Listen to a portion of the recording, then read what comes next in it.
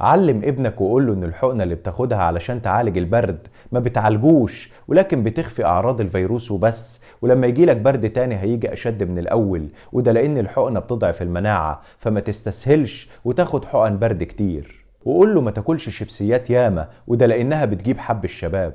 وخليه برضه يفهم انه لو لوحده في حاجة بسيطة احسن بكتير من انه يكون شريك في حاجة كبيرة. ايراد ملك ولا فدان شرك، الا طبعا لو كان الشريك ابن اصول وحقاني.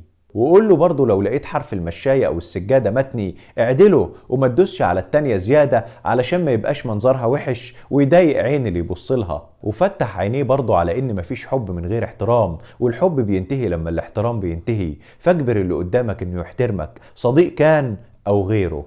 وقول له انك مستحيل كنت تشوف النبي صلى الله عليه وسلم مادد رجليه وسط الناس ابدا، فما تمددش رجلك وسط ناس قاعدة الا طبعا لو عندك عذر. وبشره انه لما يفتكر ذنوبه ويندم انه عملها، معنى كده ان ربنا سبحانه وتعالى غفرها له باذنه وفضله، وده لان الندم اكبر دليل على قبول التوبة. وقول له لما تيجي تاكل سندوتش في الشقة، واقف كنت او قاعد، امسك السندوتش في ايدك وفي ايدك التانية امسك طبق تلاقي بيه اي هري او فتافيت تقع منك، علشان هدومك ما تتعفرش والمكان يفضل نظيف. وعرفه انه مع الوقت هينسى كان زعلان ليه، ولكن الوقت هيكون عدى خلاص، فما فيش حاجة تستحق انه يزعل بسببها ويفسد على نفسه اللحظات الحلوة اللي ما بتتعوضش. وقول له برضه الطبق اللي تاكل فيه بلاش تنظف فيه، بتاكل سمك او فراخ او اي حاجة خلي فيه طبق على جنب تحط فيه القشر او العظم علشان يكون اشيك وانضف، ولو فاض منك حاجة محدش يقرف ياكلها بعدك، ولو رايحة لصاحب نصيبها تروح بشكل مهندم. وعلمه ان اللي بيتوكل على الله ما بيتغلبش، وربنا لما بيحملك حمل هيعينك ويقويك عليه. ولو جايب هدوم جديدة ومش عاوز ألوانها تبهت مع الوقت، خليه ينقعها يوم كامل في خل وهيفضل لونها زاهي معاه. وعلمه انه لما ياكل يقول زي النبي صلى الله عليه وسلم: اللهم بارك لنا فيه واطعمنا خيرا منه. ولما يشرب يقول برضه زي النبي صلى الله عليه وسلم: اللهم بارك لنا فيه وزدنا منه. ولما يشتري شوكولاتات ولا حلويات بلاش يحطها في كيس شفاف، ولكن كيس اسود علشان مفيش محروم يبصله او حد يستكتر عليه اللي هو فيه. ولما النور يقطع او يرجع يقول: الله نور السماوات والارض. وعرفه ان حبيبك اللي بقى عدوك وبيفتري عليك كان من الاول حاقد، بس انت ما خدتش بالك.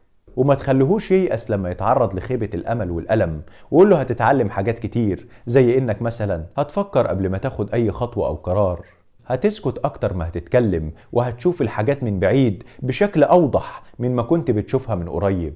ورسيه على ان طريق الحق دايما مش مشغول، فاوعى يسيبه ويضعف لزحمة الباطل.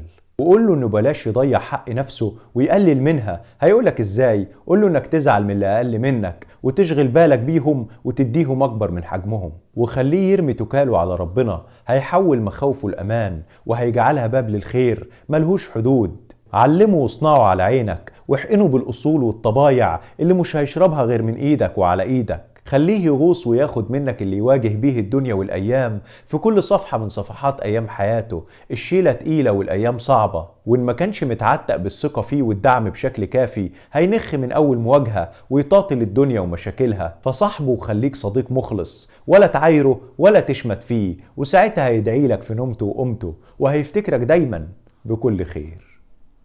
سلام عليكم.